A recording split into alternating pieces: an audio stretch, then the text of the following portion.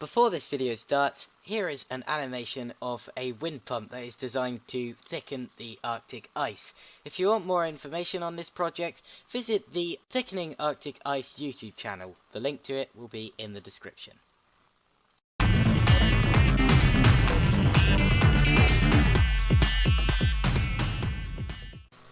Hello, this is me, Deafening Octopus, and welcome back to the DOR Deafening Octopus Turbo Dismount Championship, where the Squealer has a very sizable lead over the Ladorian in second place in the championship.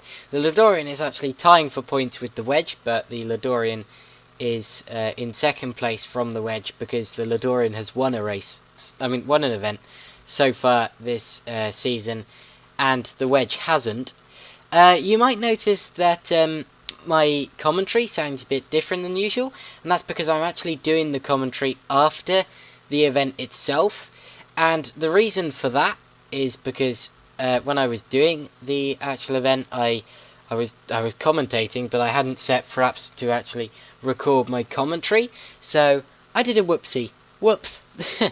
I certainly didn't mean to, and I don't want to again. So here's the course. You can see that the cars will come down that ramp I'm indicating there, well, down that runway I'm indicating there, up the ramp, over the loop, and the speed that they hit the invisible wall at the end of the runway determines their final score.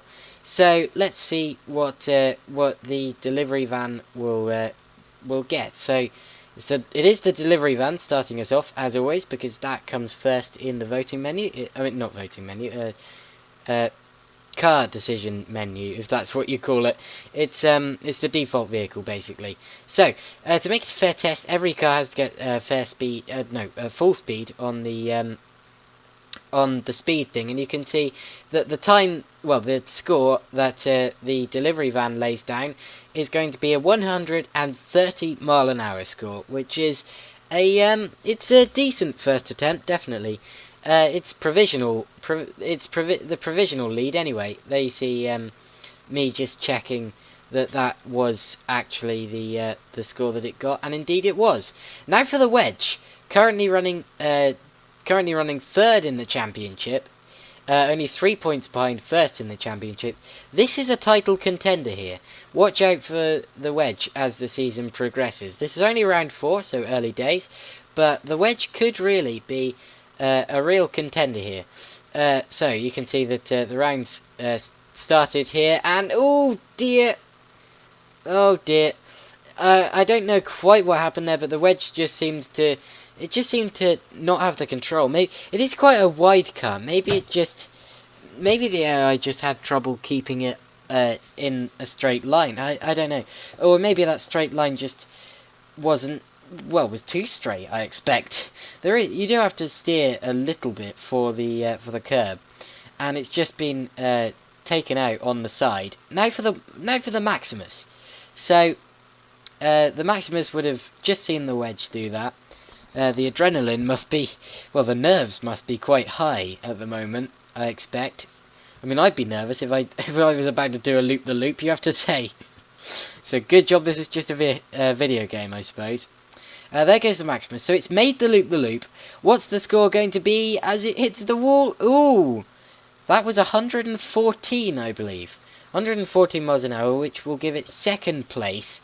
It is only the second car to make it, but second place nonetheless from the delivery van. It's 16. Yeah, there we go. 114. So 16 miles per hour slower than the delivery van into the wall at the end. Right, now for the Pink Lightning, a little tricycle. Certainly not the kind of vehicle you'd think of when it comes to doing loop-the-loops, you have to say. And there's probably a good reason behind that, as I demonstrate there. Whoopsie daisy. It's going to keep going, you know. No, it's slowing down, I'm afraid. If it had kept pedaling like by itself, it could have hit the wall at the end. It could have made it, but it decided not to. It decided, I've lost my rider, there's no point doing it anymore. Sad face. And that hasn't made it, so oh dear. Okay, now for the red hot engine, so a fire engine. So the Maximus was a big lorry. This is a big fire engine. They're both big heavy cars. Both quite similar. Let's see what this does. It's going faster. Ooh! Okay, well it was faster than the Maximus.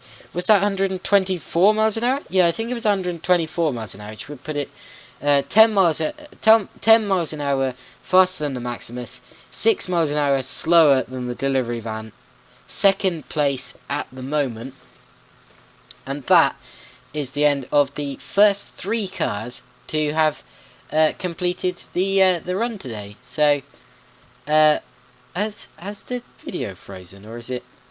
I think the video's frozen. What's going on? Oh dear. Was there a glitch with the video or something? Oh no, there we go. It's sprung back into life. I don't know what happened there. I'm trying to... I think my commentary at the time would have explained it, but I can't remember it now. Yeah, it was indeed 124 miles an hour as it hit the wall. Absolutely. I'm just double checking that in the... Yeah, definitely 124. That driver got absolutely grated against the wall there. That is, yeah, definitely not the kind of thing I would like to happen to me. Right, now for the mall racer, or shopping trolley, as we'd call it here in the UK. Oh dear, that's not going to pick up the right speed. This is going to be painful. Ow. Well, at least they didn't land directly in the shopping trolley. I've seen, if people land directly in the shopping trolley, I've seen them get absolutely grated before. Because of the buzz at the bottom, it just acts like a cheese grater, which is not a pleasant sight. So it's a good job that didn't happen this time. But let's try the Sasquatch. Here we go. So, ooh, that's not gone well. It looked like the big suspension just kind of... It meant that it didn't have the control. It was like the AI was trying to steer as little as it could. Because I know the Sasquatch. I know that if you steer in sometimes, it's just so top heavy that sometimes it just tips right over. So the AI just got caught out on the side. And yeah, the Sasquatch will not score any points this time out. Now for the Smooth Cruiser. But will it be smooth cruising? Well, it's long... And this is a relatively steep loop-the-loop. You can see it has to slow right down there to make it over. But make it over it has done! That was good! That was really good. It was really slow over the loop. But then after the loop, it picked up so much speed. I think that might have actually tied with the leader there. Let's see it again. Or is it 1 mile an hour slower? I believe actually it was just 1 mile an hour slower. Let's see. It was very close. Ooh! Okay, I didn't quite... Ugh. What am I doing with the replay camera? Okay, right, what was it? I've slowed it down to an eighth of the of full speed. It is going to be 129! My goodness! That puts it second place, just 1 mile an hour down on the delivery van. Right, now for the Corley. Let's experiment with some two-wheeler vehicles. So this is the first of the motorbikes. Oh dear! It looked like it actually dropped it coming up the ramp. I don't think it actually made it completely to the top without dropping it. Maybe it didn't drop it oh, I just hiccuped. Maybe it didn't drop it completely, but as he went up the ramp, it just looked like he careered to the left and or the right, I suppose, and that was the end of that. Right, now for the Ranger, the winner of the wall climb challenge. And there we go, it's climbed a wall, now it's going down a wall again. Really, really fast, look at this! 144 as it hits the wall at the end.